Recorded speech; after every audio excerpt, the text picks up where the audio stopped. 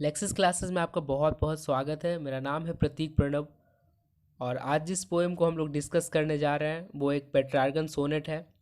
सबसे पहले हम लोग ये जानते हैं कि सोनेट होता क्या है। तो दोस्तों ये पोएम का ही एक टाइप होता है जिसमें 14 लाइन्स होते हैं। सीधे शब्दों में अगर बात करें तो 14 लाइन वाली पोएम को सोनेट कहते हैं। अब ये सोनेट भी 3 टाइप का होता है, पेट्रार्गन, शेक्सपियरियन, स्पेंसिरियन। शेक्सपियरियन और स्पेंसरियन सोनेट दोनों में सिर्फ राइमिंग स्कीम का फ़र्क होता है, जबकि पेट्रार्गन सोनेट का पैटर्न और राइमिंग स्कीम दोनों ही अलग होता है।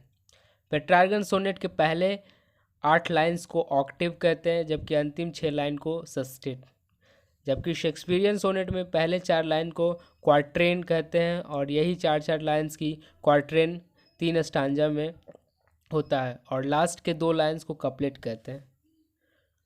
दोस्तों इस पोएम का नाम ऑन हिज ब्लाइंडनेस है और ये बिहार बोर्ड के क्लास का सेकंड पोएम है।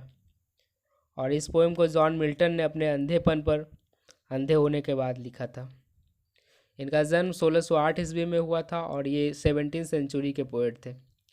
दोस्तों ऐसा माना जाता है कि ये 42 वर्ष की आयु में ये पूरी तरह से अंधे हो गए थे और उस वक्त ये अपने राइटिंग को लेकर काफ़ी प्राइम पे थे। कहने का मतलब इन्होंने पोएम वगैरह लिखने का परफेक्शन पा लिया था और एक महान कार्यों की रचना करने ही वाले थे, तभी इनके साथ ये अंधेपन वाला ट्रेजेडी हो गया। फिर भी इन्होंने हार नहीं माना और अपनी अंतर्दृष्टि को बहुत डेवलप किया और फिर पैराडाइज लॉस्ट जैसे एपिक पोएम की रचना कर डाली। दोस्तों इनर साइट अपने आप में काफ़ी पावरफुल होता है। इस पोएम में मिल्टन अपने लाइफ के बारे में सोच रहे हैं और अपने मन में ही सवाल कर रहे हैं।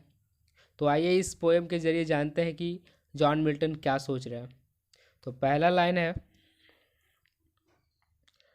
When I consider how my light is spent. जब भी मैं सोचता हूँ कि मेरे आँखों की रोशनी कैसे चली गई। एर हाफ माई डेज, मेरी ज़िंदगी के आधे पड़ाव पे। अब पहले एक मनुष्य की एवरेज आयु 70 से 80 साल तक होता था और जॉन मिल्टन 42 साल के एज में अंधे हो गए। अब नेचर के अनुसार देखें तो इनकी आधी ज़िंदगी अभी बाकी थी जब इनकी आंखों की रोशनी चली गई और पोएट यही बात बोल रहे हैं कि मेरी ज़िंदगी के आधे पड़ाव पे। In the dark world and wide, अब आंखों की रोशनी चली गई तो ये दुनिया मेरे लिए अंधेरा और बड़ा हो गया। एंड दैट वन टैलेंट, मेरा एक टैलेंट। अब यहाँ पे मेरा एक टैलेंट कहने का मतलब पोएट ऑफकोर्स अपने कविता लिखने वाला टैलेंट की बात कर रहे हैं। Which is death to hide, जिसे छुपाना मौत के बराबर है। कहने का मतलब इनके पास बहुत सारे बहाने हो सकते थे कि अब मैं अंधा हो गया हूँ तो पोएम कैसे लिखूँगा। ये सभी बहाने उनके लिए मौत के बराबर ही तो है, क्योंकि इन्होंने अपनी पूरी लाइफ पोएम को लिखने में ही बिता दिया।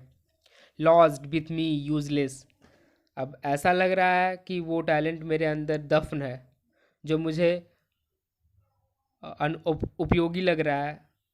अब यहाँ इनको ये लग रहा है कि पता नहीं ये जो लिखने का टैलेंट है मैं इसे यूज़ भी कर पाऊँगा या नहीं।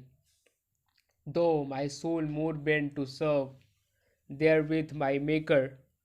अब माई मेकर कहने का मतलब यहाँ गॉड को बोल रहा है। अब ऐसा नहीं है कि ये अंधे हो गए तो ये गॉड को कोस रहे हैं, नहीं, वो ऐसा नहीं कर रहे हैं। वो अपने गॉड के सेवा के लिए अभी भी समर्पित है। अपने रूह के द्वारा वो भगवान के सेवा के लिए और भी ज़्यादा समर्पित है। And present my true account, और मैं अपने कर्मों को अभी भी वैसे ही करता हूँ जैसे पहले करता था। लिस्ट ही रिटर्निंग चाइल्ड, ताकि वो मुझे न डांटे। Doth God exact day labour light deny it, अब ये अपने मन में एक प्रश्न बुदबुदा रहे हैं कि क्या गॉड उससे भी मेहनत चाहता है जिसने अपनी आंखें खो दी हो। आई फाउंडली आस्क, मैं ये प्रश्न स्नेहपूर्वक पूछा। But patience to prevent that murmur soon replies, लेकिन मेरे अंदर का जो धैर्य था उसने मुझे बुदबुदाने से रोका और वो शीघ्र ही जवाब दिया। God doth not need either man's work or his own gifts। धैर्य ने जवाब दिया कि, अब यहाँ आप लोगों को लग रहा हो कि धैर्य कोई इंसान थोड़ी है जो जवाब देगा। तो बता दें कि क्रिश्चियनिटी में धैर्य एक गुण है और इसे ह्यूमन फॉर्म में दिखाया गया है। तो धैर्य ने जवाब दिया कि नहीं, गॉड को ज़रूरत नहीं किसी इंसान के मेहनत की या फिर उनके उपहार की। Who best bear his mild yoke, बल्कि गॉड ये चाहते हैं कि इंसान का उसके जीवन में जो भी बर्डन मिले, जो भी जवाबदेही मिले, उसे बस बेहतरीन तरीके से पूरा कर ले। कहने का मतलब, अगर लाइफ है तो सुख दुख तो आना ही है। अब किसी के नसीब में ज़्यादा दुख मिले तो ऐसा नहीं कि वो अपने कार्यों से विमुख हो जाए और ज़्यादा दुख की वजह से अपने कर्तव्य को भी करना छोड़ दे। दे सर्व हिम बेस्ट, भगवान के लिए समझो वही सबसे बेहतर सेवा हो गया जो इंसान अपने जीवन में आए हुए बर्डन या दुख को झेलते हुए अपने कार्य को सही तरीके से पूरा करे। His state is kingly, God का जो राज्य है वो बहुत बड़ा है। यहाँ पर हिज शब्द गॉड के लिए है, और वैसे भी किसी सेंटेंस के बीच में अगर ही और हिम में एच कैपिटल हो तो वो गॉड के लिए आता है, जो कि इस लाइन में है। और यही अगर किसी इंसान के लिए यूज़ होता तो स्मॉल होता। Thousands at his bidding speed, और हजारों हजार लोग गॉड के ऑर्डर को पूरे गतिपूर्वक काम करते हैं। And post over land and ocean with rest, और बिना आराम किए इनके ऑर्डर से ज़मीन और समुद्र पर लोग यात्रा करते हैं। They also serve who only stand and wait, और वे लोग भी भगवान की सेवा करते हैं जो लोग केवल रुक कर धैर्य के साथ अपने बारी का इंतज़ार करते हैं।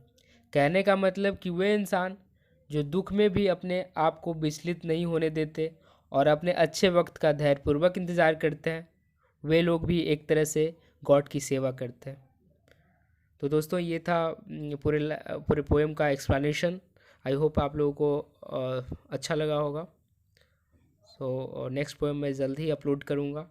तब तक के लिए stay home, stay safe, bye bye.